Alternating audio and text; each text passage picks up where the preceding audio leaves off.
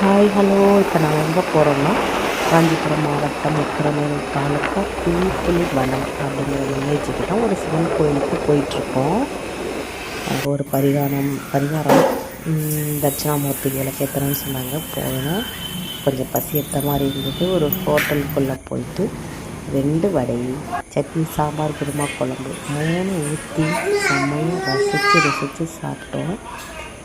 சாப்பிட்டுட்டு பில்லை கட்டிட்டு வெளியில் வந்தாச்சு. வந்த உடனே சரி அந்த ஹோட்டலையும் ஒரு வீடியோ எடுத்துடலாம் அப்படின்னு சொல்லிட்டு வீடியோ எடுத்தாச்சு. அப்புறமா கோயிலுக்கும் போனோம். போயிட்டு பார்த்தா செம்ம பிளேஸு, நல்லா சூப்பராக இருந்தது அந்த கோயில்.